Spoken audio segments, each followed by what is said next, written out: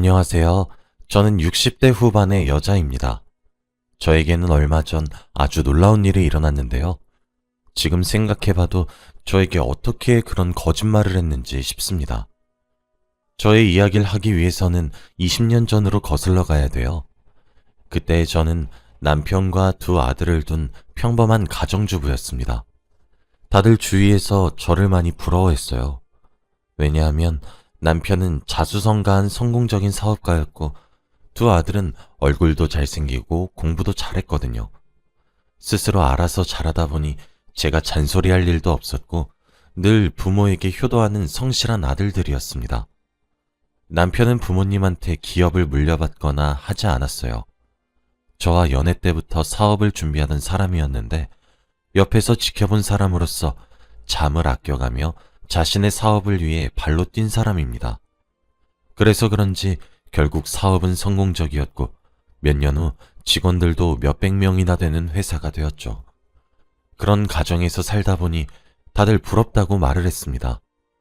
저도 제 인생에 굉장히 만족하고 있었고 오히려 인생에 굴곡이 없으니 심심할 정도였어요. 남편은 아무리 바쁘더라도 항상 저녁은 집에서 가족들과 먹는 사람이었고 아들들도 저와 남편에게 애교도 잘 부리고 학교에서 있었던 일들을 다 말해주었습니다. 그리고 아들들이 남편 보고 주책이라고 할 정도로 남편은 저를 많이 아껴주었죠.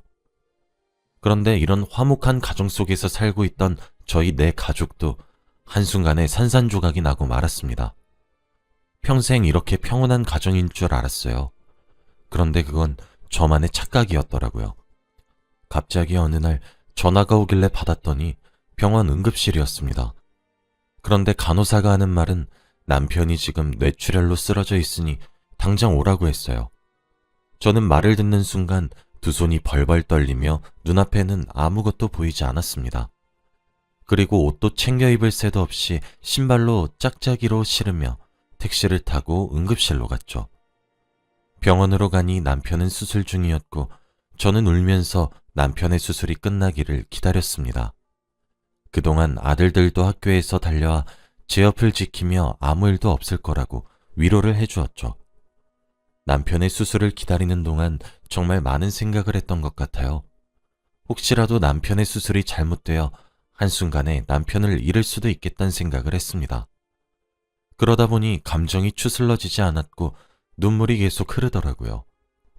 그렇게 몇 시간의 수술이 끝나고 의사 선생님께서 나오셨습니다.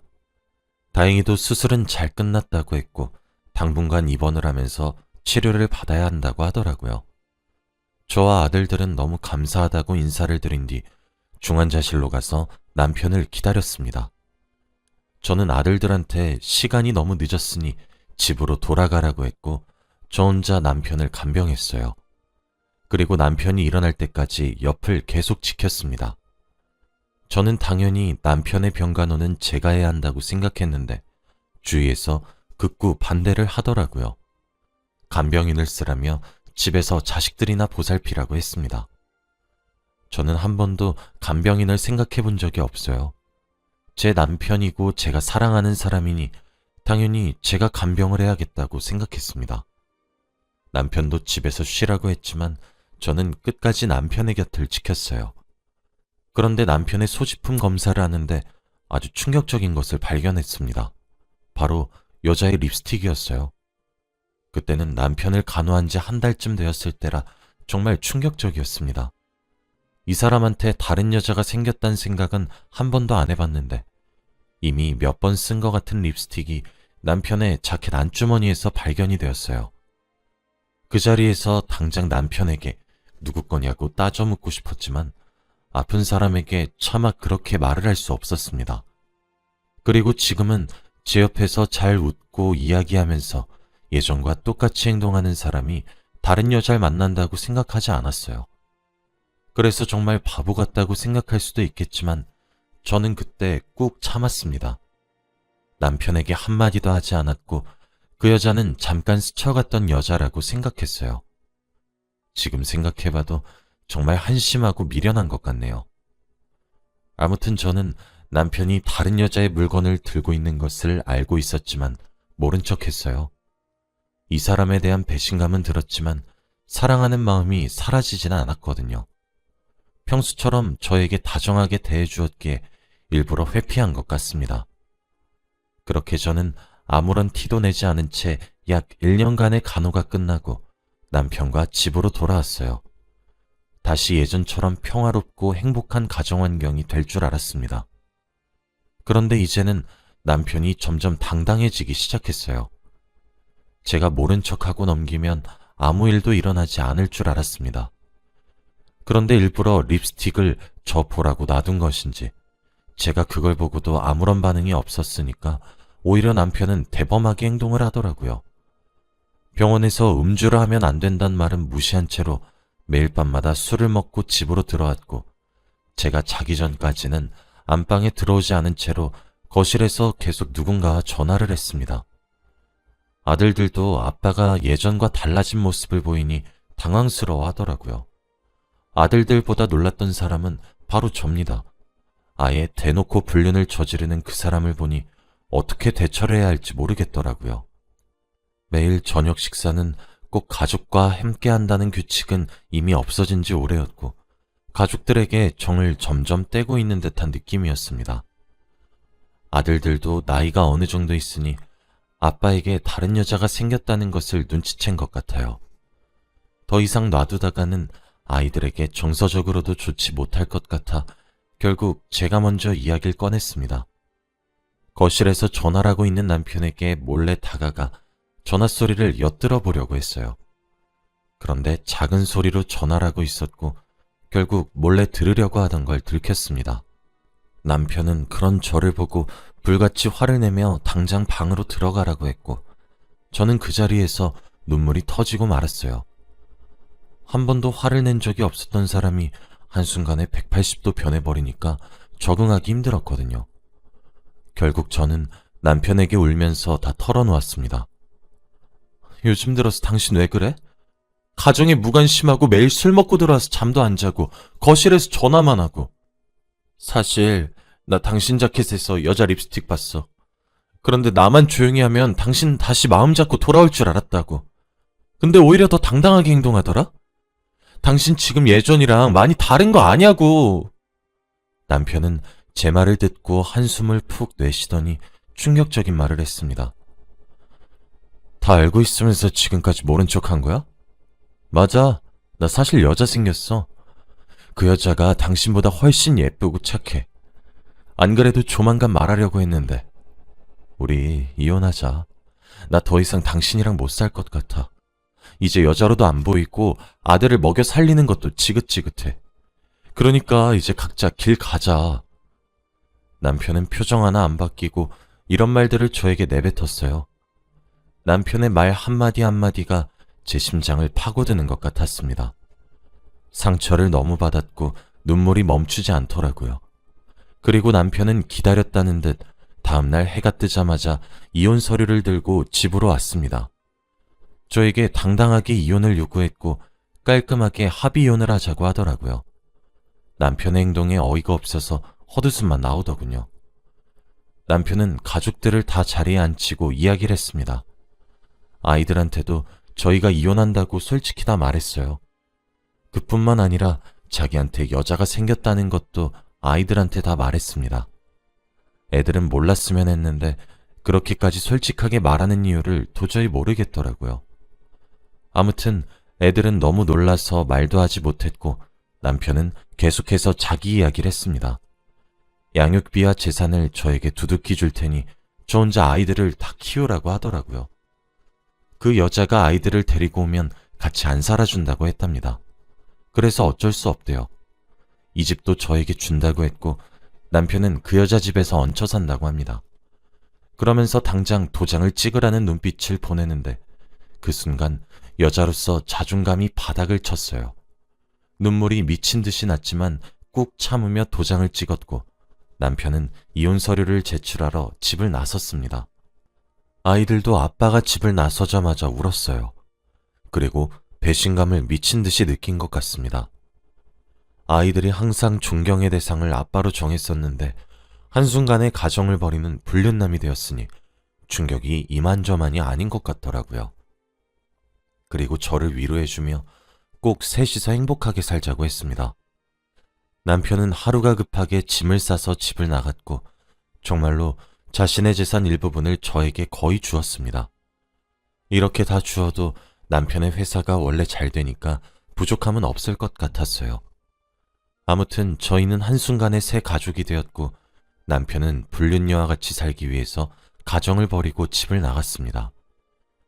저는 아무리 그때의 충격에서 벗어나려고 해도 몸이 따라주지 않더라고요.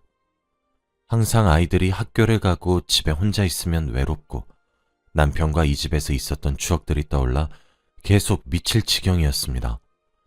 남편은 이혼 후 저희에게 연락 한 번 하지 않았고 아이들을 보러 오지도 않았어요. 아들들도 아빠와 연락이 끊겼다고 하더라고요. 정말로 이 사람이 저희와 인연을 끊으려고 한다는 것을 알게 되었습니다. 저는 하루하루 괴롭고 슬퍼서 일상생활이 도무지 불가능했고 결국에는 병원의 힘을 빌렸어요. 상담 치료도 받고 약도 먹으면서 정신과를 다니기 시작했습니다. 의사 선생님의 말로는 우울증이라고 했고 다행히 좋은 치료 덕에 빠르게 회복할 수 있었습니다. 믿었던 사람에게 크게 배신을 당하고 나니까 눈에 뵈는 게 없더라고요. 세상에 믿을 게 하나도 없는 것처럼 느껴지고 이 세상에서 살기 싫어집니다. 남편의 불륜 때문에 저는 우울증 약까지 먹고 정신과 상담 치료까지 받는 여자가 되었죠. 그렇게 몇 년이 흘러서 저는 병도 조금씩 완화되어서 사람들을 만날 수 있게 되었어요. 원래는 사람들과 대화조차도 힘들었는데 역시 시간이 약인 건지 점차 나아졌습니다. 아이들도 이젠 성인이 되어서 대학교도 가고 직장도 생겨서 제가 할 일이 없어졌어요. 전 남편은 연락이 하나도 안 됐고 아이들을 보러도 오지 않았지만 통장에 주기적으로 양육비는 보냈습니다. 어디서 뭐라고 사는진 전혀 몰랐지만 양육비는 매일 정해진 날에 꼬박꼬박 입금해 주더라고요. 인터넷에 남편의 회사를 검색해도 기사 하나 올라오지 않았고 적은 액수가 아닌 양육비도 잘 보내니까 이 사람이 정말 뭐하고 사는지 궁금했습니다. 하지만 연락이 전혀 되지 않으니 물어볼 수도 없었죠. 저는 전 남편과 이혼을 하고 다른 남자들도 많이 만났어요. 새로운 일도 시작했는데 거기서 사람들을 만나다 보니 인간관계도 배웠고 전 남편을 잊는데 많은 도움이 되더라고요.